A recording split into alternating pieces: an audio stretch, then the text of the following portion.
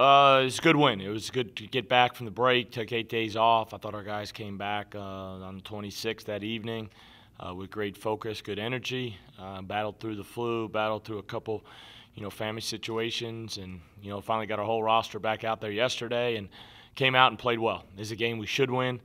So you talk about games you should win or supposed to win, but I think we came out and handled our business the right way. I thought we competed for 40 minutes.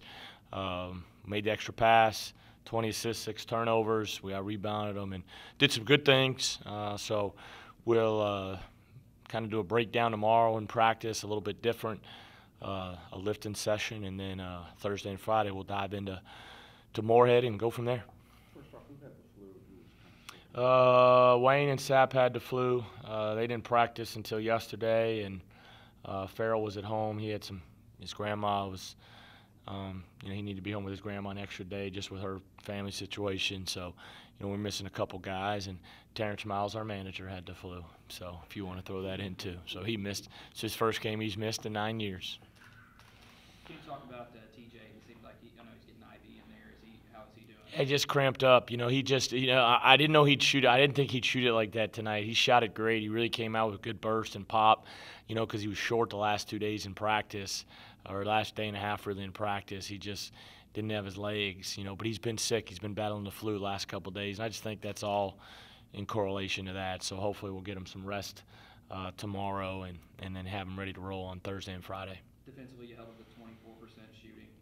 Obviously, that's a number that. Yeah, it's a great number, but it's kind of like middle. When you go back and watch the tape, they missed some shots, but I think we made them miss. I thought we pressured. I thought we were in the gaps. I thought we played the right way, and so that was good. And then we rebounded a lot of their misses. You kind of talked about before as far as coming off of the layoff and a couple days away for the holidays, playing a team that was 1-8 coming into the game. I mean, you try not to overlook them, I guess.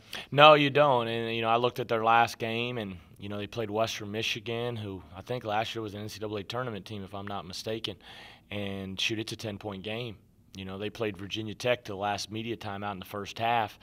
It's 6-point game, and so I wanted our guys ready, and we wanted our guys locked in and focused, and they were, and they carried it over in both halves.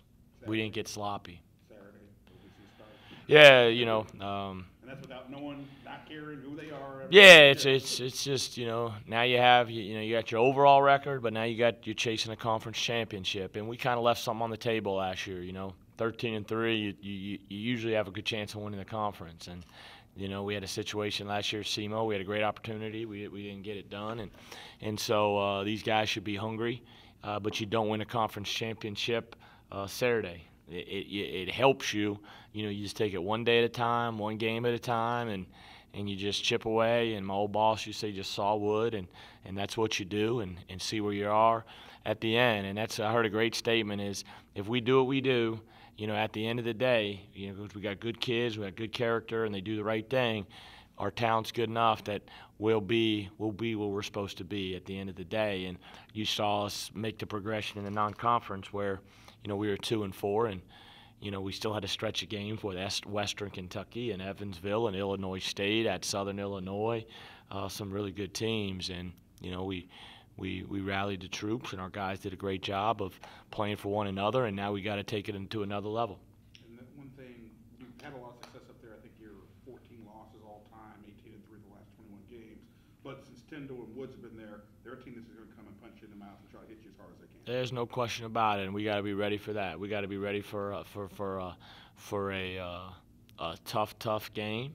And you can remember last year, they came out and they went right at us, and we just have to keep our composure. And Wim Sanderson used to say, just stick with your knittings, and we just have to do what we do on both ends of the floor, and hopefully that'll put us in position to win the game. But they'll be ready. Sean does a great job. They got tough kids.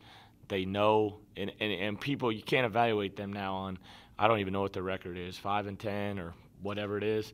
I mean, their schedule was brutal. And so I'm looking at the Moorhead. I know Angelo Warner, Arrington, Reeder, Collins. I know those guys are good. So we have to play at our best. We have to be at our best. And you have to be at your best when your best is needed, and it's needed on Saturday. Moorhead, obviously one of the tougher road trips to make because it's such a long drive, and not only that, the next two games after that. How aware are the players of this long road trip they're about to go on? You know, and I just told them, I just said, I kind of looked at the leagues, different leagues, and see, hey, man, how many teams really put people 3 games in a row on the road, 4 games in a row on the road, and not many, but it's what we were dealt, and you don't look at it like that. We play Saturday at Moorhead, and that's it. That's all we do.